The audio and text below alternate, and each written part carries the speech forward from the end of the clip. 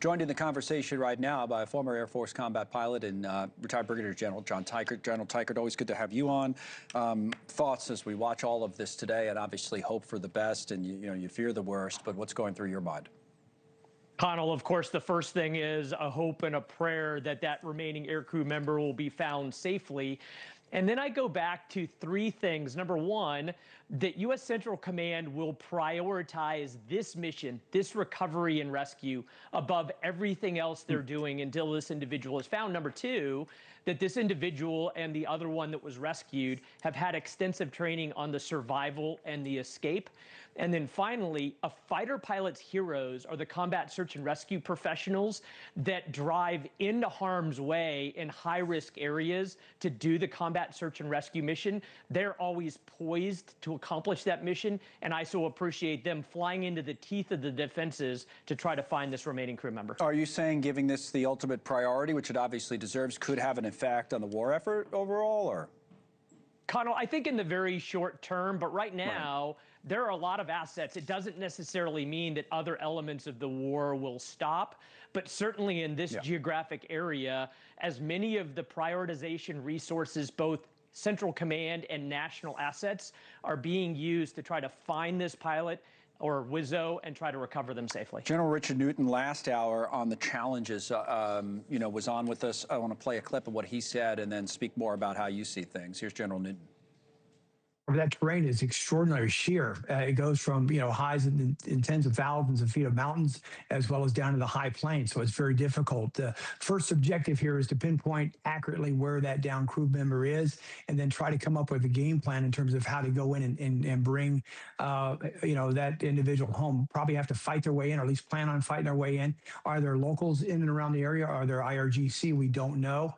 We've already seen the risks, right, with this Black Hawk apparently getting hit. Luckily, fortunately, I should say, it got out. But that speaks to what General Newton is speaking about. How do you see it?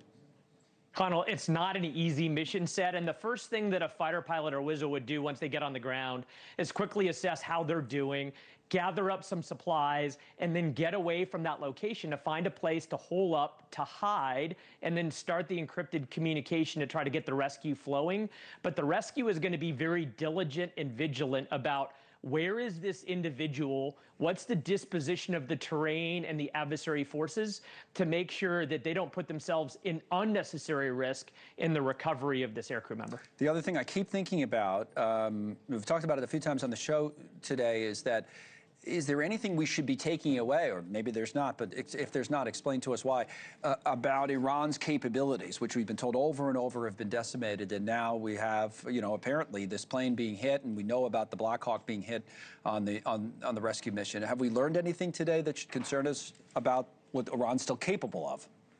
Connell, I think the biggest thought along those lines in my mind is that combat operations are extremely complex and difficult. We've been doing this for 5 weeks. Right. It's a highly contested environment. It's a dense environment for our air crews. And I just think it goes to show how the American military makes the extremely difficult look easy, but it's not.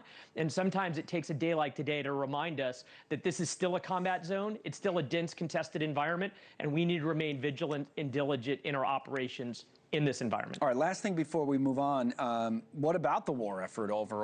Are you starting to think this is going to be one, as General Newton alluded to, Aaron Dave Miller was on with us last hour, also agreed that goes on for a while, that that could include ground forces, all those things that we've been talking about for weeks, that those types of things are now more rather than less likely? Connell, I think that we need to achieve our strategic objectives before we walk away, and at least two of those are opening back up the Strait of Hormuz and then doing something to secure that nuclear material. And until we do those two things, then we can't stop. And I really hope that U.S. Central Command and the President have plans in order to accomplish those two things. Otherwise, we can't stop and walk away. General Teichert, thank you, sir. We appreciate it very, very much. Let me